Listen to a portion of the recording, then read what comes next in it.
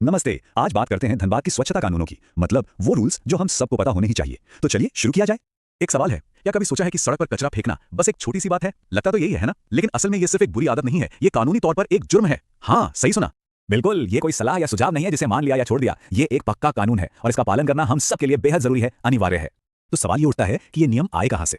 देखिए, इनको ताकत मिलती है झारखंड नगर पालिका अधिनियम 2011 से। इसी एक्ट की धारा 338 और 338 का क नगर निगम को यह अधिकार देती है कि वो शहर को साफ रखे और जो लोग नियम तोड़े उन पर एक्शन ले। अच्छा, तो अब आते हैं मुद्दे की बात पर। अगर ये नियम तोड़े तो होगा क्या? चलिए जरा समझते हैं कि कौन सी गलती पर कितना बड़ा जुर्माना लग सकता है। तो देखिए, अगर सार्वजनिक जगह पर कूड़ा कचरा फैलाया तो 5,000 रुपए तक का फाइन लग सकता है। अगर नालियों में कचरा फेंका तो 1,000 रुपए तक, और अगर सड़क पर कंस्ट्रक्शन का सामान मतलब बालू गिट्टी छोड़ दिया तो भी 5,000 रुपए तक का जुर्माना है। लेकिन रुकिए, बात यहीं खत्म नहीं होती। सबसे बड़ी बात, अगर किसी ने पब्लिक प्रॉपर्टी को नुकसान पहुंचाया तो जुर्माना सीधा 10,000 रुपए तक जा सकता है। और सिर्फ इतना ही नहीं, इसके साथ कानूनी कार्रवाई भी हो सकती है। तो मतलब साफ है, इन नियमों को हल्के में लेने की भूल तो बिल्कुल नहीं करनी है। पर एक मिनट, ये सारी बातें सिर्फ फाइन और सजा की नहीं है। असल मकसद तो कुछ और है। मकसद है एक पॉजिटिव बदलाव लाना, और ये हम सबकी, मतलब हर एक नागरिक की एक शाज़ा जिम्मेदारी है। ये सोचना कि शहर को साफ रखना सिर्फ नगर निगम का काम है, ये ठीक नहीं है। सच तो यह है कि हम में से हर एक की जिम्मेदारी है। जब हम सब मिलकर इस पर काम करेंगे ना, तभी असली बदलाव दिखेगा।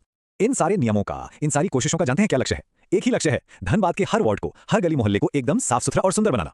तो सवाल यह है कि हम सब इसमें अपना योगदान कैसे दे सकते हैं? अरे ये बहुत आसान है, बस कुछ छोटी छोटी बातें हैं। पहला, कचरा हमेशा डस्टबिन में डालें। दूसरा, नालियों में कुछ भी ना फेंकें, उन्हें साफ रखें। और तीसरा, अपनी पब्लिक प्रॉपर्टी का ख्याल रखें जैसे वो हमारी अपनी हो। तो चलिए अब बात करते हैं एक संकल्प की, एक कमिटमेंट की, जो हम सबको अपने शहर, अपने धनबाद के लिए लेनी चाहिए।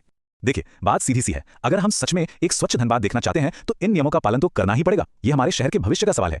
तो आखिर में इस पूरी बातचीत से 3 बातें लेकर चलते हैं। पहला, डस्टबिन का इस्तेमाल करें। दूसरा, भारी भरकम फाइन से बचें। और तीसरा, एक स्वच्छ धनबाद, सुंदर धनबाद बनाने में अपना पूरा साथ दें।